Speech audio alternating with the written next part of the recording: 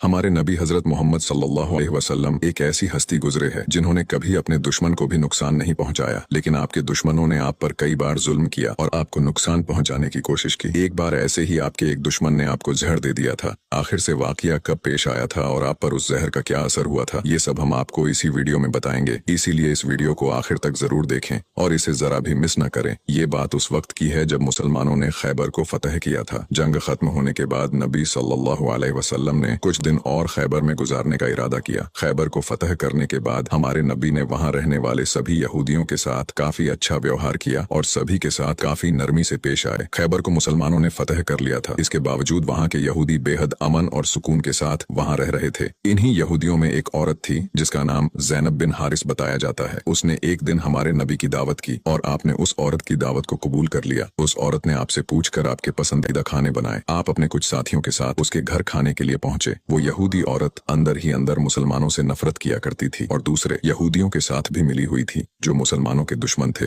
उस औरत ने खाने में पेश होने वाले बकरी के गोश्त में जहर मिला दिया था। जब जहर से भरे उस गोश्त को आपके सामने पेश किया गया और आपने खाने के लिए एक निवाला उठाया और अपने मुंह में रखा तो आप समझ गए कि इसमें जहर मिला हुआ है। आपने तुरंत अपने साथियों को खाना खाने से रोक दिया और कहा कि इसमें जहर मिला हुआ है, लेकिन अफसोस के आपके कुछ साथी उस वक्त तक कुछ गोश्त खा चुके थे जिसकी वजह से उनकी शहादत हो गई। कहा जाता है कि जहर के बारे में हमारे नबी को उस जहर की बोटी ने ही खबरदार किया था। इस वाक़ये के बाद उस औरत के साथ साथ उसके सभी साथियों से पूछताछ की गई तो उन्होंने न सिर्फ अपना गुनाह कबूल किया बल्कि ये भी कहा कि हमने आपके साथ ये इसलिए किया क्योंकि हम ये देखना चाहते थे कि आप अल्लाह के सच्चे नबी हैं या नहीं। अगर आप अल्लाह के सच्चे नबी हैं तो इस जहर का आप पर असर नहीं होगा और अगर आप अल्लाह के नबी नहीं हैं तो हमें आपसे छुटकारा मिलेगा। ये बात तो सब जानते हैं कि हमारे नबी ने कभी किसी से बदला नहीं लिया, जबकि आप पर कई बार बहुत जुल्म किया गया जिसके बारे में कोई सोच भी नहीं सकता। लेकिन जब उस जहर की वजह से आपके सहाबा की शहादत हुई थी तो कानून के मुताबिक उस औरत को भी कत्ल कर दिया गया। लेकिन कुछ रिवायतों में आता है कि उस औरत ने खुदकुशी कर ली थी। वही कुछ रिवायतों में कहा जाता है कि उस औरत को माफ कर दिया गया था। इस बारे में कई मुफस्सरीन अपनी अलग अलग राय रखते हैं। एक हदीस में हजरत आयशा फरमाती है कि जब नबी सल्लल्लाहु अलैहि वसल्लम की जिंदगी के आखिरी दिन चल रहे थे और आप बीमार रहा करते थे, उस समय आप कहा करते थे कि खैबर में जो मैंने जहर से मिले हुए गोश्त का टुकड़ा खाया था उसका दर्द मैं आज भी महसूस कर सकता हूँ। ये बात कई किताबों से साबित है कि उस जहर का असर हमारे नबी के आखिरी दिनों में देखा गया था और इसी जहर के असर ने आपकी वफात में एक अहम किरदार अदा दिया था।